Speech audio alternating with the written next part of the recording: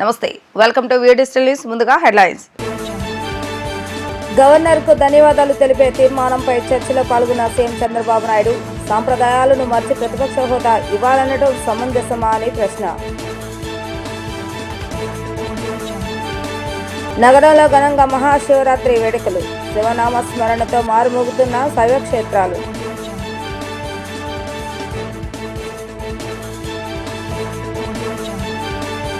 రాష్ట్రంలో ప్రతిపక్షం అనేది లేదన్న డిప్యూటీ సీఎం పవన్ కళ్యాణ్. ఎన్ని సమస్యలున్నా ప్రజల కోసం కలిసే ఉంటామని వ్యాఖ్య.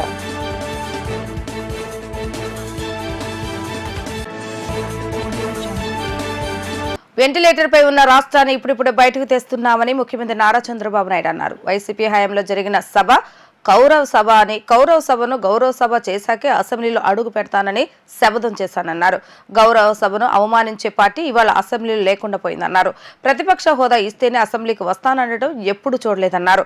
సాంప్రదాయాలను మార్చి ప్రతిపక్ష హోదా ఇవ్వాలనడం సమంజసమా అని ఆయన ప్రశ్నించారు. గవర్నర్ ప్రసంగానికి ధన్యవాదాలు తెలిపే తీర్మానంపై చర్చ సందర్భంగా అసెంబ్లీలో సీఎం మాట్లాడుతూ ప్రతిపక్ష హోదా ఇవ్వాల్సింది తాము కాదని ప్రజలని అన్నారు. వైసీపీ నేతలు కేవలం 11 నిమిషాలే సభలో ఉన్నారన్నారు. ప్రజలకు ఇచ్చిన హామీలు నెరవేర్చేందుకు చిత్తశుద్ధితో పనిచేస్తామన్నారు. 200 ఉన్న పెన్షన్ను 2000కు, ఆ తర్వాత 4000 చేస్తామని, దివ్యాంగుల పెన్షన్ను 6000కు పెంచామని, మంచానికే పరిమితమైన వారికి 15,000 పెన్షన్ ఇస్తున్నామని అన్నారు. పెన్షన్ల రూపంలో ఏటా 34,000 కోట్లు ఇస్తున్న ఏకైక రాష్ట్రం మనదే అని అన్నారు. స్వార్థ ప్రయోజనాల కోసం తాము కలిసి పోటీ చేయటం లేదని, రాష్ట్రాన్ని పునర్నిర్మాణం చేయాలన్న లక్ష్యంతోనే కలిసి పోటీ చేస్తామని సీఎం స్పష్టం చేశారు. వైసీపీ పాలనలో రాష్ట్ర ఆర్థిక వ్యవస్థ నిర్వీర్యమైందన్నారు. డబుల్ ఇంజిన్ సర్కార్ లేకుంటే రాష్ట్రాన్ని పునర్నిర్మాణం చేయలేమని భావించామన్నారు. రాష్ట్ర అభివృద్ధికి అన్ని విధాలుగా సహకరిస్తున్న కేంద్రానికి ధన్యవాదాలని ఆయన తెలియజేశారు. ఏదైతే ఆ రోజు ఎన్నికల్లో నేను, పవన్ కళ్యాణ్ గారు, బీజేపీ ముగ్గురం కలిసి ఎన్డీఏ కూటమిలో ఎన్నికల మేనిఫెస్టో ఇచ్చాం, సూపర్ 6 చెప్పాం. ఈరోజు కూడా చెప్తున్నాం, చిత్తశుద్ధితో పనిచేస్తాం, కష్టపడి పనిచేస్తాం, రాత్రింబగళ్ళు శ్రమ చేస్తాం. మేము చెప్పిన మాటలను నిలబెట్టుకోవడానికి అనుక్షణం పనిచేస్తామని మరొక్కసారి ఈ అసెంబ్లీలో ఈరోజు అధ్యక్ష మీరు ఒకసారి చూస్తే వచ్చిన వెంటనే ఒకప్పుడు 200 రూపాయలు పింఛనుంటే 2000 రూపాయలు 14-19 నేనే చేశాను. అదే సమయంలో 3,000 రూపాయల నుంచి 4,000 రూపాయలు చేశాం. ఇంకొక పక్కన దగ్గర దశ మీరు చూస్తే 8,08,570 మంది దివ్యాంగులు. ఈరోజు మీరు చూసినప్పుడు 5 సంవత్సరాలు ఒక్క పైసా పెంచలేదు. 3,000 రూపాయల నుంచి ఒకేసారి 6,000 రూపాయలు చేసిన కూటమి ఎన్డీఏ కూటమి. అదే మార్గదర్శ కడాన లెప్రసీ పేషెంట్స్కి కూడా డబ్బులు ఇవ్వాలంటే వాళ్ళకి మనసు రాకపోతే 7,033 మందికి 6,000 రూపాయల చొప్పున ఇచ్చాం. ఈరోజు అధ్యక్ష మీరు చూస్తే 3,000 నుంచి 4,000 చేశాం, 3,000 నుంచి దివ్యాంగులకు 6,000 చేశాం. కొంతమంది లెప్రసీ కానీ డయాలసిస్ పేషెంట్స్ 10,000 చేశాం. కొంతమంది బెడ్కే పరిమితమైన వాళ్ళకి 15,000 రూపాయలు ఇచ్చి మానవత్వాన్ని నిరూపించుకున్న కూటమి ఎన్డీఏ కూటమి. దీనికోసం అధ్యక్ష భారతదేశంలో నేను చాలా గట్టిగా చెప్పగలుగుతున్నాను, దగ్గర 33,000 కోట్ల రూపాయలు ప్రతి సంవత్సరం 64 లక్షల మందికి పింఛన్లు ఇచ్చే ఏకైక ప్రభుత్వం, సింగిల్ లార్జెస్ట్ ప్రోగ్రామ్ కంట్రీలో ఈ యొక్క పెన్షన్స్ అధ్యక్ష. ఇది ఎవ్రీ మంత్ ఒక పవిత్రమైన సేవాభావంతో ఇస్తున్నాం. ప్రతి నెల మొదటి తారీఖు వెళ్తున్నాం. మొదటి తారీఖున ఈ పింఛన్లను ఇచ్చి ఎప్పటికప్పుడు మానిటర్ చేస్తున్నాం. పేదవాళ్ళని లక్ష్యంగా పెట్టుకుని వాళ్ళకు అన్ని విధాలు ఆదుకోవడం కోసం మనం ముందుకు పోయే పరిస్థితికి వచ్చాం. ఇదే కాదు దిశ, ఒకప్పుడు జీతాలు ఎప్పుడు వస్తాయో తెలియదు, ఉద్యోగస్తులకి ముసలి వాళ్ళకి పింఛన్లు ఇవ్వలేని పరిస్థితి. ఈరోజు గర్వంగా చెప్తున్నా, మొదటి తారీఖున ఎన్ని కష్టాలున్నా పింఛన్లు పేదవాళ్ళకి ఇవ్వడమే కాకుండా గవర్నమెంట్ ఉద్యోగస్తులకి, రిటైర్డ్ అయిన ఎంప్లాయీస్ అందరికీ అదే రోజున పింఛన్లు ఇచ్చే జీతాలు ఇచ్చే కార్యక్రమాన్ని ఏర్పాటు చేశాం. అది ఈ ప్రభుత్వం సాధించిన విజయం అని చెప్పి కూడా నేను మీకు తెలియజేస్తున్నా. అధ్యక్ష, ఒకసారి బాధేస్తుంది. ప్రభుత్వం యొక్క మానవత్వాన్ని అద్దం పడుతుంది. అన్నా క్యాంటీన్ వీళ్ళు ఏమీ చేయక్కర్లేదు. కట్టిన బిల్డింగ్లన్నీ కూడా అన్నం పెడతా ఉంటే ఉన్న పడంగా వచ్చి పేదవాళ్ళ మీద కోపంతో వాళ్ళ పొట్టగొట్టే పరిస్థితికి వచ్చారు. అన్నా క్యాంటీన్లు క్లోజ్ చేశారు. ఇది నాకైతే అర్థం కలదు దిశ. ఈరోజు ఎన్టీ రామారావు గారు తిరుమల తిరుపతి దేవస్థానంలో ఆయన ఆ రోజు ముఖ్యమంత్రిగా వచ్చినప్పుడు అన్నదానం ప్రవేశపెట్టాడు. ఈరోజు 2000 కోట్ల రూపాయలు కార్పస్ వచ్చింది. వడ్డీతో ఇంకా చాలామంది దానం చేస్తున్నారు. అంటే ఈరోజు ఒక సంకల్పం అనేది ఎవరు చేశారనేది కాదు, అది మంచా చెడా అని ఆలోచించకుండా ఈరోజు అదే కానీ తర్వాత వచ్చిన టీటీడీ బోర్డు కానీ లేకపోతే ముఖ్యమంత్రులు కానీ తిరుమలలో అన్నదానాన్ని కూడా వద్దని చెప్పి క్యాన్సిల్ చేసి ఉంటే ఏమైంది అధ్యక్ష? ఆ విధంగా చేయలేదు కాబట్టి అది కంటిన్యూ అయ్యే పరిస్థితి వచ్చింది. ఈరోజు మేము వస్తానే మళ్ళీ 204 అన్నా క్యాంటీన్లు ప్రారంభించాం. ప్రతి నియోజకవర్గంలో అన్నా క్యాంటీన్లు పెట్టి తద్వారా పేదవాళ్ళందరినీ ఆదుకునే కార్యక్రమానికి శ్రీకారం చుడతాం. ఇది ఈ ప్రభుత్వం యొక్క కమిట్మెంట్ అని చెప్పి కూడా నేను మీకు తెలియజేస్తున్నా. శివనామ స్మరణతో విజయవాడ కృష్ణా తీరం మారుమోగింది. మహాశివరాత్రి పర్వదినాన్ని పురస్కరించుకుని పుణ్యస్నానం ఆచరించేందుకు భక్తులు పెద్ద ఎత్తున కృష్ణానది తీరానికి తరలివచ్చారు. తెల్లవారుజాము నుంచి భక్తులతో స్నానఘాట్లు కిక్కిరిశాయి. నదీ స్నానం, జల్లు స్నానం ఆచరించిన భక్తులు అనంతరం సమీపంలోని శివాలయాలను సందర్శించి స్వామివారిని దర్శించుకున్నారు. అభిషేక ప్రియుడైన శివయ్యకు ప్రత్యేక పూజలు నిర్వహించారు. భక్తుల రద్దీని దృష్టిలో ఉంచుకుని అధికారులు ప్రత్యేక ఏర్పాట్లు చేశారు. మహాశివరాత్రి పర్వదినాన్ని విజయవాడలో భక్తి శ్రద్ధలతో నిర్వహిస్తున్నారు భక్తులు. శివరాత్రి పండుగ సందర్భంగా విజయవాడ కృష్ణా తీరంలో సందడి నెలకొంది. శివ దర్శనానికి వచ్చిన భక్తులు ముందుగా కృష్ణానదిలో పుణ్యస్నానాలు ఆచరించారు. భక్తుల రద్దీని దృష్టిలో ఉంచుకున్న అధికారులు ప్రత్యేక జల్లు స్థానాలకు ఏర్పాట్లు చేశారు. వేకోజాము నుంచి భక్తులు పుణ్యస్నానం ఆచరించేందుకు కుటుంబ సభ్యులతో కలిసి పెద్ద ఎత్తున తరలివచ్చారు.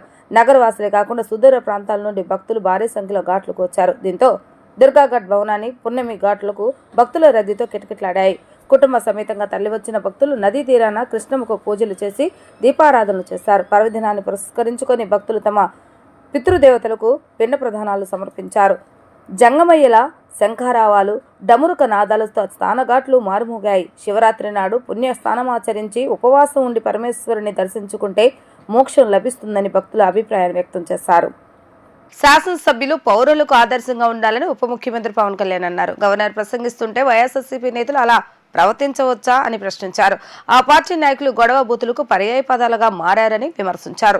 చట్టాలు చేయాల్సిన వాళ్ళే నియమాలు ఉల్లంఘిస్తే ఎలా అని నిలదీశారు. అసెంబ్లీలో వైఎస్ఆర్సీపీ విద్వాంసం చూస్తే వివేక హత్య గుర్తొచ్చిందని వ్యాఖ్యానించారు. గవర్నర్ ప్రసంగానికి ధన్యవాదాలు తెలిపే తీర్మానంపై చర్చా సందర్భంగా అసెంబ్లీలో డిప్యూటీ సీఎం పవన్ కళ్యాణ్ మాట్లాడుతూ వైఎస్ఆర్సీపీని 5 ఏళ్లు తట్టుకుని నిలబడిన చంద్రబాబు నాయుడుకు హ్యాట్స్ ఆఫ్ అని పవన్ కళ్యాణ్ పేర్కొన్నారు. ఆ పార్టీ నేతలు అసెంబ్లీలోనే ఇలా ప్రవర్తిస్తే బయట ఇంకెలా ప్రవర్తిస్తారోనని ప్రశ్నించారు. తమ ప్రభుత్వం మినిమం గవర్నమెంట్, మ్యాక్సిమం గవర్నెన్స్ అని తెలిపారు. గవర్నర్ సందేశాన్ని వైఎస్ఆర్సీపీ నాయకులు బాయ్కట్ చేయడం దురదృష్టకరమన్నారు. వారు ఇబ్బంది పెడుతున్న గవర్నర్ విజయవంతంగా ప్రసంగం పూర్తి చేస్తారని, అందుకు ఆయనకు ధన్యవాదాలు తెలియజేస్తున్నట్లుగా తెలిపారు.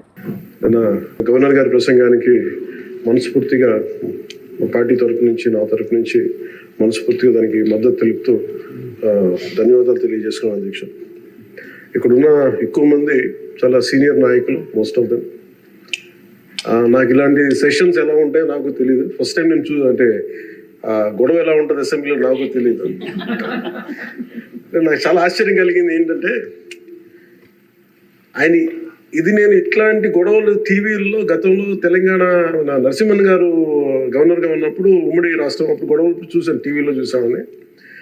అట్లీస్ట్ దానికి ఒక కారణం ఉండిందో, ఇంకో విభేదించే పరిస్థితులు ఉన్నాయి. ఇక్కడ విభేదించడానికి ఏముందో నాకు తెలియలేదు. నేను అనుకుంటా ఉన్నాను, ఇలా ప్రవర్తించచ్చా, ఇలా చేయొచ్చా అంటే ఇది leaders should lead by example కదా. రాష్ట్రానికి ప్రథమ పౌరులైన గవర్నర్ గారు ఇలా ఈ స్థాయిలో ఉండి ఆయన మర్యాదపూర్వకంగా వచ్చి మన బడ్జెట్, మన రాష్ట్ర విధానాలని ఆయన ప్రవేశపెట్టి మాట్లాడుతూ ఉంటే గౌరవించే విధానం ఇదేనా అని అనిపించింది. సో నేను మనోహర్ గారితో మాట్లాడతాను, మా సహచరులు మంత్రి మన సివిల్ సప్లైస్ మినిస్టర్ గారితో నా రూల్ బుక్ మేమిద్దరు మాట్లాడుకుంటే rules of procedure and conduct of business in Andhra Pradesh legislative assembly ఏంటి సార్ ఇలాగే మాట్లాడేస్తారంటే దాంట్లో చూపించాను. చాప్టర్ 5లో when the House assembles under Article 175 and 176 of the Constitution, every member shall maintain the dignity and solemnity of the occasion before, during, or after the Governor's address and shall not obstruct or interrupt the address in any manner. Maintenance of dignity and solemnity at Governor's address అనేది చాలా స్పష్టంగా ఈ rule బుక్లో ఉంటే మనమే రూల్స్ని implement చేయాల్సిన వాళ్ళం. వారికి సంఖ్యాబలం ఉందా లేదా పక్కన పెడితే every member of this house has a responsibility to follow the rules. మనమే కనుక రూల్స్ని బ్రేక్ చేస్తే ఇంక మన ప్రజలకి కానీ చూసే వాళ్ళకి ఏం చెప్తాం? నాకు చాలా కాలం క్రితం నేను అప్పుడప్పుడు మనోహర్ గారిని అడుగుతూ ఉంటాను, సార్ అసెంబ్లీలో ఇక్కడ ఏమి గొడవలు జరిగినా ఇది కేసులు పడవలేనివాడు, ఇక్కడ ఏమి మీకు కొట్టుకో ఇది నేను నాకు చాలా కామన్ మ్యాన్ ఒక ఇష్యూ ఒక ఇంక్విజిటివ్నెస్. అండ్ నాకు పార్లమెంట్లో గొడవ జరిగినప్పుడు ఏమి అవ్వేంటి ఇబ్బంది పెట్టేస్తారు ఏంటంటే ఇక్కడ అవేమి ఉండవు, ఇక్కడ ఇట్స్ ఫ్రీ ఫర్ ఆల్ అన్నట్టుగా మాట్లాడుతుంది. We have more responsibility. మన మీద రూల్స్ పెట్టలేదు అంటే ఏం కేసులు పెట్టమండి. ఇదే కనుక నిన్న వాళ్ళు చేసిన గొడవే కనుక గవర్నర్ గారి మీద ఆయన సుప్రీంకోర్టు జస్టిస్గా ఉన్నప్పుడు ధైర్యం చేయగలరా? కళ్ళల్లో చూడగలరా?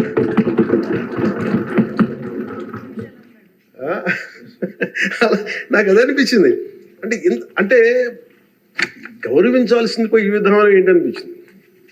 నిన్న టీవీ వాళ్ళని అడిగారు, మీరు వీళ్ళ వైసీపీ నాయకులు ఇలా మాట్లాడారు కదా, మీ ఇదేంటి అని. YCP synonym for ruckus. అంటే గొడవకు కానీ బూతులు కానీ వాళ్ళు పర్యాయ పదం అయిపోయారు. అంటే నిన్న చూసిన గొడవ జరిగిన తర్వాత నాకు నిజంగా అనిపించింది, గౌరవ ముఖ్యమంత్రి గారు అన్ని సంవత్సరాలు వాళ్ళు ఎలాగా వాళ్ళ తట్టుగా నిలబడ్డారు, ఆయనకి హ్యాట్స్ ఆఫ్ తెలియజేస్తారు. అది ఎంత గట్స్ ఉండాలి, ఎంత దమ్ము ఉండాలి, ఎంత ధైర్యం ఉండాలి. అలాగే నాకు నిన్న గొడవలు జరుగుతుంటే నాకు అనిపించింది, నాకు ఇవే గుర్తొచ్చినాయి అధ్యక్ష. మాజీ ముఖ్యమంత్రి దామోదరం సంజయ్ పేరిట స్మృతి భవన్ ఏర్పాటు చేయాలని రాష్ట్ర ముఖ్యమంత్రి నారా చంద్రబాబు నాయుడు డిప్యూటీ సీఎం పవన్ కళ్యాణ్ కోరినట్లుగా ఏఐసీసీ జాతీయ కార్యదర్శి మాజీ రాజ్యసభ సభ్యుడు వి హనుమంతరావు తెలిపారు. దామోదరం సంజయ్ జన్మించిన కర్నూలు జిల్లా కల్లూరు మండలం పెద్దపాడు గ్రామంలో స్మృతి భవన్ నిర్మించాలని కోరినట్లుగా వివరించారు. నీతి నిజాయితీ కలిగిన నాయకుడు దామోదరం సంజయ్ అని, అటువంటి మహానాయకుడు పేరుతో స్మృతి భవన్ ఏర్పాటు చేసేందుకు రాష్ట్ర ప్రభుత్వం సానుకూలంగా స్పందిస్తుందని ఆశాభావాన్ని హనుమంతరావు వ్యక్తం చేశారు. మొదటి హరిజన ముఖ్యమంత్రి, ఉమ్మడి ఆంధ్రప్రదేశ్ రాష్ట్రానికి ముఖ్యమంత్రిగా పనిచేసిన దివంగత దామోదరం సంజయ్ పేరుతో స్మృతి భవనాన్ని ఏర్పాటు చేయాలని మాజీ రాజ్యసభ సభ్యుడు వి హనుమంతరావు కోరారు. నగరంలోని హోటల్లో నిర్వహించిన విలేకరుల సమావేశంలో ఆయన మాట్లాడుతూ స్మృతి భవన్ ఏర్పాటు చేయాలని రాష్ట్ర ప్రభుత్వాన్ని కోరినట్లుగా తెలిపారు. లిఖితపూర్వకంగా ముఖ్యమంత్రి చంద్రబాబు నాయుడు పవన్ కళ్యాణ్ కలిసి వినతి పత్రాలు అందజేసినట్లుగా వివరించారు. రాష్ట్రంలో కాంగ్రెస్ పార్టీ పూర్వ వైభవాన్ని సంతరించుకోవాలని ఆశిస్తున్నానని, ఆ మేరకు వైఎస్ షర్మిల కృషి చేస్తున్నారని చెప్పారు. ప్రధాని నరేంద్ర మోడీ దేశవ్యాప్తంగా జనగణనతో పాటు కులగణన చేయాలని హనుమంతరావు డిమాండ్ చేస్తారు. కులగణన చేస్తే ఏ కులం జనాభా బలం ఎంతో తెలుస్తుందని, రానున్న ఎన్నికల్లో కుల జనాభా ఆధారంగా సీట్ల కేటాయింపు జరిగితే బాగుంటుందని అన్నారు. తెలంగాణ రాష్ట్రంలో టీఆర్ఎస్ పార్టీ పేరును బీఆర్ఎస్గా మార్చి కేసీఆర్ తప్పు చేశారని హనుమంతరావు అన్నారు. టీఆర్ఎస్ పేరును బీఆర్ఎస్గా మార్చడంతో తెలంగాణ సెంటిమెంట్ పోయిందన్నారు. అందుకే కేసీఆర్ ఓడిపోవాల్సి వచ్చిందన్నారు. ఆంధ్రప్రదేశ్లో జనగణనతో పాటుగా కులగణన చేయాలని ప్రభుత్వాన్ని కోరినట్లుగా తెలిపారు. ఇవాళ నేను ఒకటే కోరుతున్నా, ఎందుకంటే నీతి నిజాయితీ కలిగిన వ్యక్తి, మొట్టమొదటి హరిజన ముఖ్యమంత్రి ఉమ్మడి ఆంధ్రప్రదేశ్కు ఉండే. ఆయన ఏఐసిసి అధ్యక్షుడిగా ఒక్కసారి కాదు 2 సార్లు ఉన్నాడు. కేంద్రంలో లేబర్ ఎంప్లాయ్మెంట్ మినిస్టర్ కూడా పనిచేశాడు. కానీ చనిపోయినప్పుడు సొంత ఇల్లు లేదు.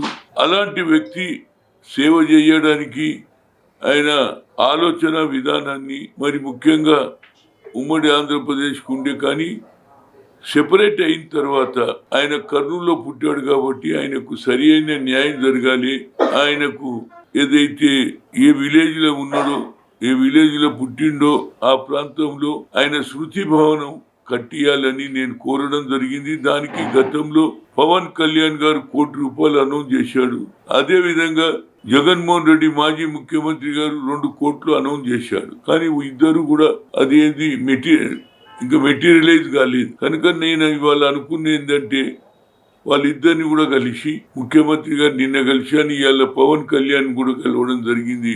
కోరింది ఒకటే, శుద్ధి భవన్ పెట్టాలి.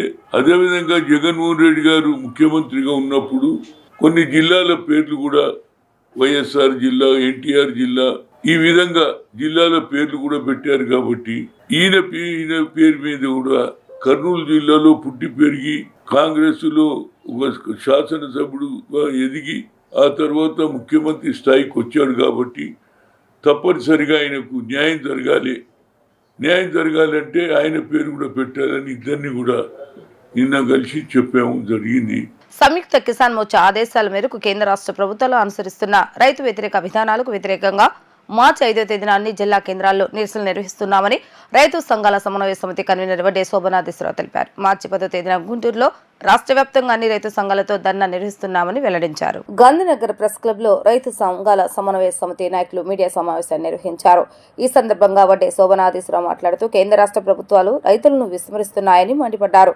కేంద్రం ఇచ్చిన హామీలు విస్మరించిందని, అందుకే వ్యవసాయ సంఘాలు ఆందోళన చేయవలసిన పరిస్థితి ఏర్పడిందన్నారు. రైతులకు మద్దతు ధర రాష్ట్ర ప్రభుత్వమే ప్రకటించి కొనుగోలు చేయాలని డిమాండ్ చేశారు. రైతులకు వ్యతిరేకంగా ఉన్న విద్యుత్ అగ్రిమెంట్లు రద్దు చేయాలన్నారు. స్వామినాథన్ కమిటీ సిఫార్సులను తొంగలో తొక్కారని ఆరోపించారు. అటవీ ప్రాంతాలు సుబాబుల్, జామాయిల్ పంటలు కాకుండా పండ్ల పంటలు పండించాలన్నారు. రైతులకు గిట్టుబాటు ధరలు వచ్చే పంటలపైన కేంద్ర రాష్ట్ర ప్రభుత్వాలు దృష్టి సారించాలన్నారు. రాష్ట్రంలో అభివృద్ధి కార్యక్రమాలు ముందుకు తీసుకెళ్లేదానికి తగినటువంటి కృషి జరగకపోవటం చాలా విచారకరం. ముఖ్యంగా ఈరోజు మిర్చి పంట కానీ, కంది పంట కానీ, అట్లాగే కొన్ని తెగుళ్ళ మూలాన మామిడి పంటకు కూడా తీవ్రమైనటువంటి నష్టం వాటిల్లినటువంటి పరిస్థితి ఉంది. అట్లాగే బర్లీ పొగాకు పండించినటువంటి రైతులకి ఏం చేయాలో తొయ్యని పరిస్థితి జరుగుతోంది. టొబాకో బోర్డు ఉన్నప్పటికీ కూడా మేము వర్జీనియా ఫ్యూక్రూ టొబాకో విషయం పట్టించుకుంటాం తప్ప బర్లీ టొబాకో సమస్య మాకు సంబంధం లేదని చెప్పడం కూడా కరెక్ట్ కాదు.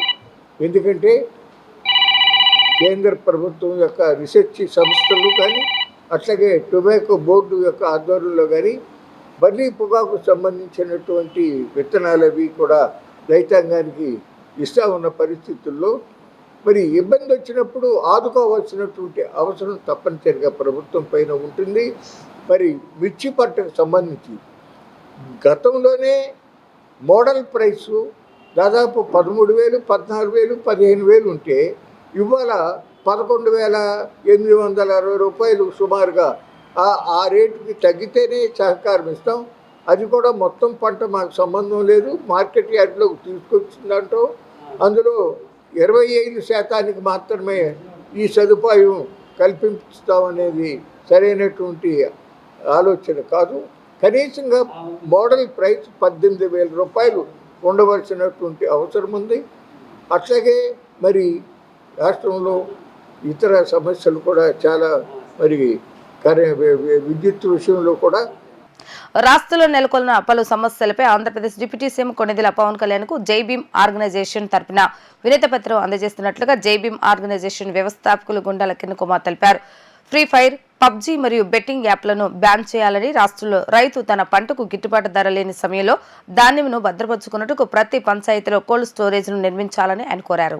గాంధీనగర్ ప్రెస్ క్లబ్ నందు నిర్వహించిన మీడియా సమావేశంలో జై భీమ్ ఆర్గనైజేషన్ వ్యవస్థాపకులు గుండాల కిరణ్ మాట్లాడుతూ రాష్ట్రంలో కులాంతర వివాహాలు చేసుకున్న వారికి ప్రభుత్వం నుంచి వచ్చే ప్రోత్సాహకాలు అందటం లేదని, వాటిని పునరుద్ధరించి వారికి ప్రభుత్వం అండగా ఉండాలని అన్నారు. రాష్ట్రంలో స్థానిక సంస్థల ఎన్నికలలో గ్రామ సర్పంచ్ పదవికి పోటీ చేయడానికి డిగ్రీ అర్హత ఉండే విధంగా చట్టం తీసుకురావాలని, రాష్ట్రంలో సంచలనం సృష్టించిన 10వ తరగతి విద్యార్థిని సుగాలి ప్రీతి అత్యాచారం కేసును త్వరితగతిన దోషులకు శిక్ష పడే విధంగా చర్యలు తీసుకొని వారి తల్లిదండ్రులకు న్యాయం చేయాలని కోరారు. మరికొన్ని సమస్యలను ప్రస్తావిస్తూ రాష్ట్రంలోని అనేక సమస్యలపై డిప్యూటీ సీఎం పవన్ దృష్టి సారించాలని కోరారు.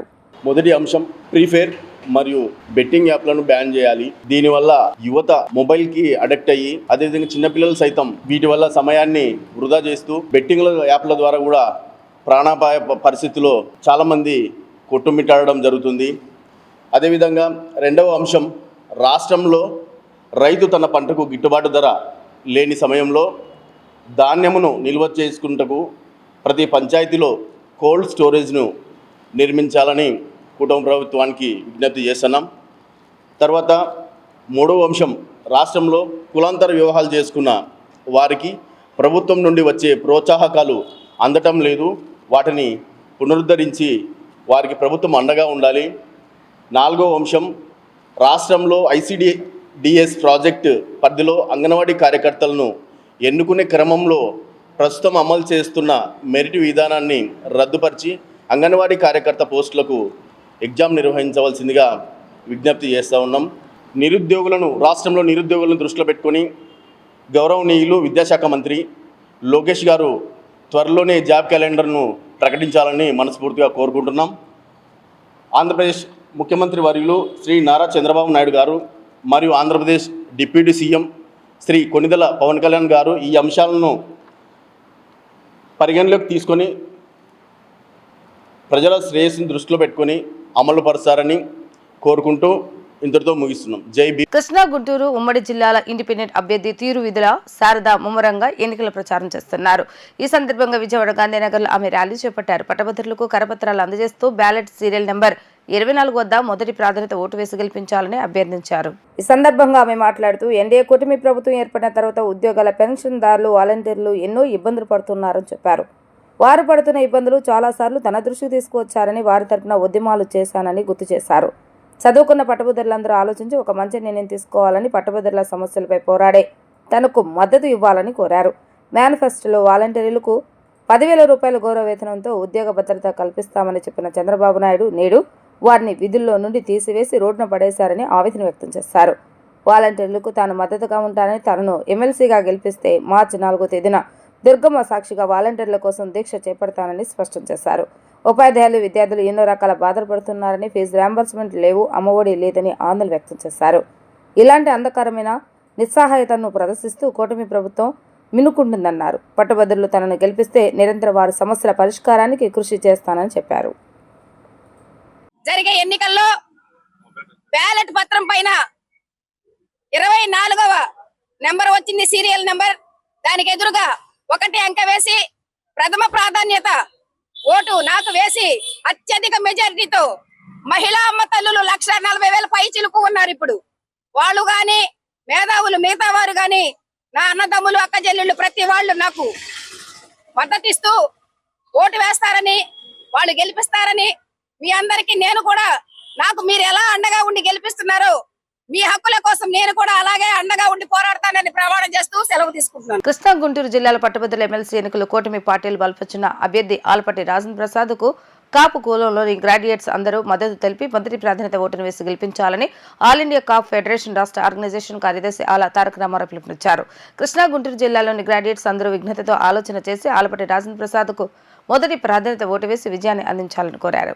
అజిత్ సింగ్ నగర్లోని all India Kapu federation state కార్యాలయంలో సెంట్రల్ ఎమ్మెల్యే, ప్రభుత్వ విప్, పాలిట్ బ్యూరో సభ్యుడు బోండా ఉమా ఆదేశాలతో కృష్ణా, గుంటూరు జిల్లాల పట్టభద్రుల ఎమ్మెల్సీ ఎన్నికల్లో కూటమి బలపరిచిన ఆలపాటి రాజేంద్ర ప్రసాద్ను కాపు కుల గ్రాడ్యుయేట్ అందరూ అఖండ మెజారిటీతో గెలిపించాలని all India Kapu federation state organisation secretary Ala Taraka Ramarao కోరారు. ఆల తారక రామారావు మాట్లాడుతూ సెంట్రల్ నియోజకవర్గంలో మా అన్న కాపు నాయకుడు, సెంట్రల్ ఎమ్మెల్యే, ప్రభుత్వ విప్, పాలిట్ బ్యూరో సభ్యుడు బోండా ఉమాకు వచ్చినటువంటి మెజారిటీ ఆలపాటి రాజేంద్ర ప్రసాద్కు రావాలని, గతంలో మంత్రి పదవి చేసిన అనుభవం, ప్రభుత్వ పథకాల మీద పట్టుగలిగిన లీడర్ అని all India Kapu federation state organisation secretary Ala Taraka Ramarao అన్నారు.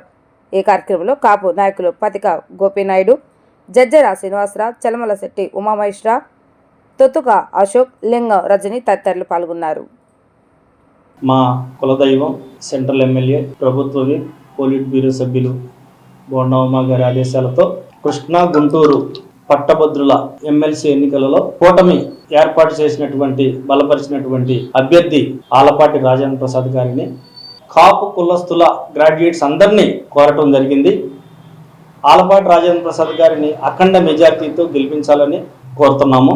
అలాగే గతంలో ఆలపాటి రాజేంద్ర ప్రసాద్ గారు మంత్రిగా చేసినటువంటి అనుభవం, ప్రభుత్వ పథకాల మీద, ప్రభుత్వం మీద పట్టు ఉన్న నాయకుడు, కూటమి అభ్యర్థిగా ఆలపాటి రాజేంద్ర ప్రసాద్ గారిని గెలిపించుకోవటం ఎంతో ముఖ్యం. ఎందుకంటే గతంలో ఆయన చేసిన సేవలు చాలా ఉన్నాయి. అలాగే ఈసారి కూడా మా అభ్యర్థి రాజేంద్ర ప్రసాద్ గారిని ఈ ఎమ్మెల్సీ ఎన్నికలలో గతంలో మా నాయకుడు మా ఎమ్మెల్యే ఉమా గారికి ఏదైతే మెజారిటీ తీసుకొచ్చామో అదే విధంగా ఆయనకి కూడా ఈ ఎమ్మెల్సీ ఎన్నికల్లో భారీ మెజారిటీ తీసుకొచ్చే దిశగా కాపు కులస్తుల గ్రాడ్యుయేట్ సోదరులందరినీ మనస్ఫూర్తిగా కోరుకుంటున్నాం.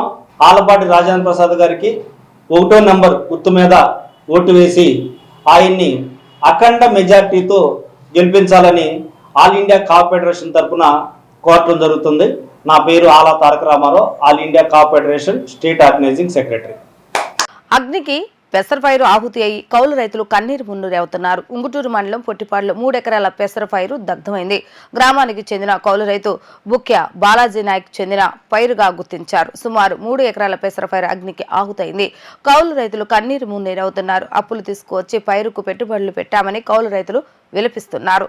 అధికారులు స్పందించి తమకు సహాయం చేయాలని కోరుకుంటున్నారు. ప్రేమగౌడ నాయక్ అండి, పొట్టిపాడు అండి మాది. మా బాలాజీ గారు మా నాన్నగారు అతను పొట్టిపాడులో 10 ఎకరాల పొలం కౌలుకి చేస్తున్నారండి. ఇద్దరం కలిసి వ్యవసాయం వేరే చోట చేస్తుంటే ఈ లోపల మంటలు వచ్చాయని పక్క చేయని ఆయన చెప్తే వచ్చామండి. వచ్చిన తర్వాత మంటలు ఆర్పేలోపు 3 ఎకరాలు కాలిపోయిందండి. ఫైర్ ఇంజిన్ ఫోన్ చేస్తే ఫైర్ ఇంజిన్ వచ్చి మంటలు ఆర్పింది. సుమారు ఎంత నష్టం జరిగింది?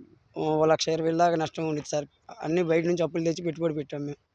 దానివల్ల నష్టం కొంచెం గవర్నమెంట్ నుంచి ఏమైనా హెల్ప్ చేస్తారని కోరుకుంటున్నాం సార్. వార్తలు ముగించే ముందు హెడ్లైన్స్ మరొకసారి. గవర్నర్కు ధన్యవాదాలు తెలిపే తీర్మానంపై చర్చలో పాల్గొన్న సీఎం చంద్రబాబు నాయుడు. సాంప్రదాయాలను మర్చి ప్రతిపక్ష హోదా ఇవ్వాలనడం సమంజసమా అని ప్రశ్న. నగరంలో ఘనంగా మహాశివరాత్రి వేడుకలు. శివనామ స్మరణతో మారుమోగుతున్న శైవక్షేత్రాలు.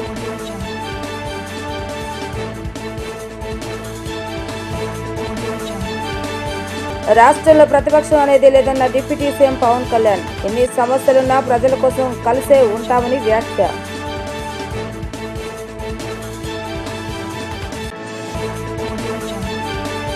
ఇవి ఈ రోజు వార్తా విశేషాలు. మరలా తిరిగి ప్రసారమైన వార్తలు మళ్ళీ కలుద్దాం. అందరికీ సెలవు, నమస్కారం.